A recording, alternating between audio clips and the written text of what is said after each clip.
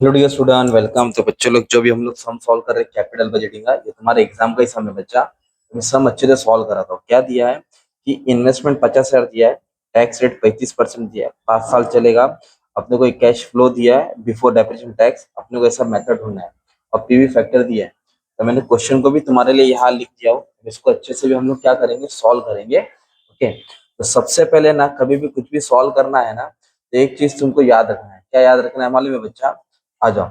सबसे पहले हमें ना जो कैश फ्लो है ना, जैसे कि 1 साल, 2 साल, 3 साल, 4 साल, 5 साल, तो यहाँ हमने लिख दिया 5 इयर्स और ये सेम कॉपी किया। तो पहले डेप्रिसिएशन निकालेंगे। डेप्रिसिएशन कैसे निकालेंगे मालूम है क्या? कि कितना इन्वेस्टमेंट किया है, 50,000। ओके, इन्वेस्टमेंट 50,000 है और कितना साल चल रहा है, 5 साल। तो हर साल का डेप्रिसिएशन कितना आएगा, 10,000। 10,000 क्यों आएगा? क्योंकि डेप्रिसिएशन स्ट्रेट लाइन मेथड बोला है। स्ट्रेट लाइन मतलब होता है कांस्टेंट रहेगा। तो आपको क्या करना है, डेप्रिसिएशन का अमाउंट सब जगह क्या लिखना है, सेम लिखना है। ओके, 10,000, 10,000। बोर्ड पेपर का ही सम है, 15 मार्क के लिए आया था। अच्छे से करा देता हूँ, ध्यान देके तो आ जाएगा। अब अपने को क्या करना है, अर्निंग आफ्टर डेप्रिसिएशन मिलेगा, मतलब इसमें से इसको क्या करना है, आपको माइनस करना है। 20 में से 10 गया तो आपको कितना आएगा, 10। इधर भी कितना आएगा, 10। इधर भी कितना आएगा, 10। इधर भी कितना आएगा, नहीं यार, 20 में से 10 गया तो 10 आएगा। 25 में से 10 गया तो 15 आएगा। चलिए, एक छोटा सा मिस्टेक हो गया, 15,000 है बच्चा। 30 में 10 गया तो 20,000 आएगा। 40 में 10 गया तो 30 आएगा। 70 में 10 गया तो 60 आएगा।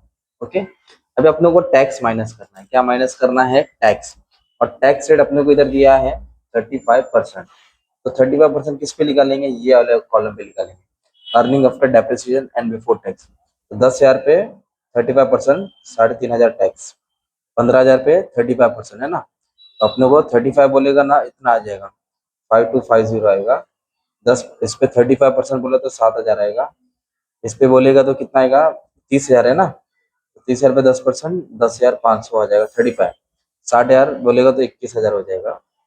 अब अर्निंग आफ्टर डेप्रिसिएशन टैक्स, तो फिर आपको क्या करना है, टैक्स भी माइनस करना है। सो सिंपल है ना। तो जो टैक्स का अमाउंट है, इसमें इसको क्या करना है, माइनस करना है। ये आ जाएगा 6,500। फिर 15,000 में से 5250 माइनस किया, ये आ जाएगा 9,750। 20 में से 7 गया, ये आपको आएगा 13,000। एकदम बेसिक से पढ़ा रहा हूँ ताकि आया तो एग्जाम में तुम लोग अच्छे से लिख सके। इसको इससे माइनस किया तो 19,500 आएगा। 60 में से 21 गया तो 39,000 आएगा। सिंपल। अब इसके बाद जो स्टेप है बहुत इंपॉर्टेंट है। अपने को क्या लिखना है मालूम है, कैश फ्लो लिखना है। तो कैश फ्लो में मालूम है, जो अमाउंट है ना आफ्टर डेप्रिसिएशन टैक्स, इसमें फिर से डेप्रिसिएशन ऐड करना है। पहले डेप्रिसिएशन माइनस किया, फिर टैक्स माइनस किया, फिर वापस से डेप्रिसिएशन ऐड करना है। ये पार्ट इंपॉर्टेंट था। 10 और 6 मतलब 16,500 आएगा इधर। 10 और 9, इसमें डेप्रिसिएशन ऐड कर रहा हूँ, तो मतलब 10,000 ऐड कर दिया होगा। इधर भी 10 ऐड करूंगा तो 23 आएगा। इधर भी 10 ऐड करूंगा तो 29,500 आएगा।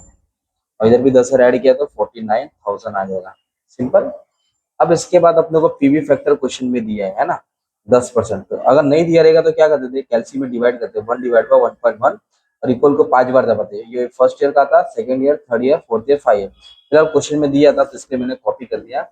अभी मैं, मेरे पास इधर जगह नहीं था। ओके, तो इसलिए मैं वापस से नीचे सॉल्व कर रहा हूँ। ओके, आपके पास जगह रहेगा तो आप लोग ऐसे लंबे में सॉल्व कर सकते हैं, जैसे मैंने लंबे में दूसरा सम सॉल्व किया था। आ जाओ। तो वापस से कैश फ्लो लिखता हूँ। 16,500, 19,750, 23,000, 29,500, 49,000। पीवी फैक्टर 10% दिया है। अब अपन क्या करेंगे, प्रेजेंट वैल्यू निकालेंगे। प्रेजेंट वैल्यू मतलब होता है मल्टीप्लाई करना है।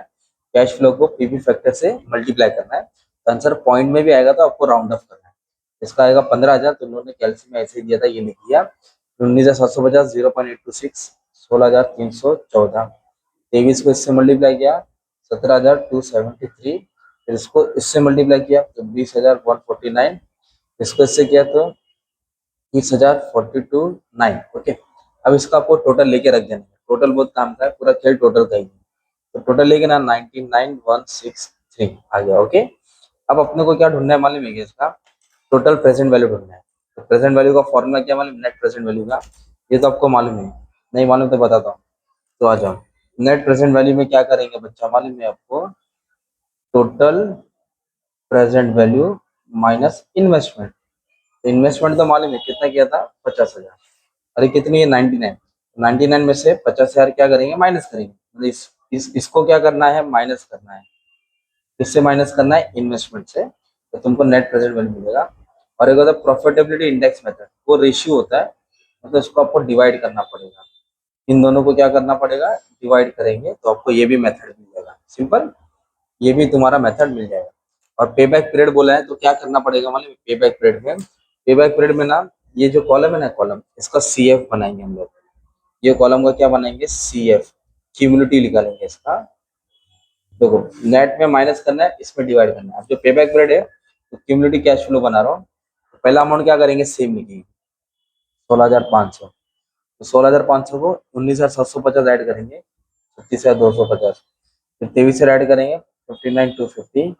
फिर 29 ऐड करेंगे 88,750। फिर 14 ऐड करेंगे 137,750। ये ऐसा होता है।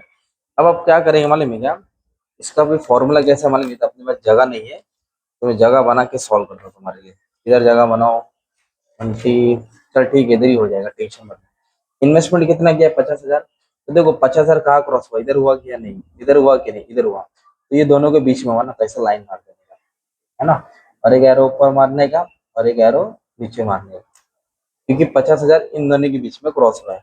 अब एक बार इसको सर्कल करो और एक बार ऊपर वाले को सर्कल करो। तो पे बैक पीरियड में तो कितना साल लगा, 1 साल 2 साल, जैसे लिखेंगे 2।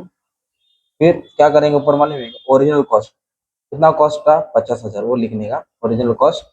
ये दिख रहा ऊपर वाला, ये ऊपर वाला इधर माइनस रहेगा, ये ऊपर वाला इधर आएगा, और ये जो नीचे वाला 23 है वो नीचे आ जाएगा। ओके, तो आप क्या करेंगे, 50 में से 36 को माइनस करेंगे तो 13,750 आया।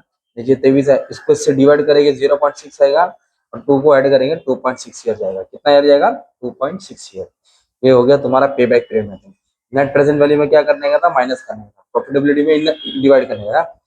एवरेज रेट ऑफ रिटर्न में क्या करना है, मान लीजिए आपको जितने भी प्रॉफिट है ना उसको ऐड करना है, जितने भी प्रॉफिट हुए ना सबको ऐड करना है। और कौन सा प्रॉफिट लेना है वो इम्पोर्टेंट, आपको ये वाला लेना है, net income after depreciation tax, ये नहीं लेना है, कैश फ्लो लेना है, प्रॉफिट लेना है, ये वाला। सबको ऐड करेंगे, 5 से डिवाइड करेंगे, उनको एवरेज प्रॉफिट मिलेगा। इन्वेस्टमेंट कितना था, 50,000 इंटू 100 करेंगे, एवरेज रेट ऑफ रिटर्न मिलेगा। मतलब इसका टोटल लिया, 5 से डिवाइड किया, एवरेज प्रॉफिट, इन्वेस्टमेंट कितना है, 50,000। तो ये तुम्हारा चारों टॉपिक हो गया सब, मतलब ऐसा सब एग्जाम में आया था, इन लोगों ने इस तरह सॉल्व किया है। आप लोग जैसे आए वैसा सॉल्व करें, ठीक है। उनको सॉल्व करने से मतलब है, बाकी मैंने सब चीज अपलोड कर दिया, बच्चा सब चीज पढ़ा दिया, आप लोग अच्छे से पढ़ लेना, बस इतना ही बोलने का था। टेंशन लेके मतलब नहीं है, तो अपना काम है अच्छे से पढ़ाना, आपका काम है अच्छे से पढ़ना, ठीक है। Thank you very much and all the best for exam, love you, दुआ में याद रखना।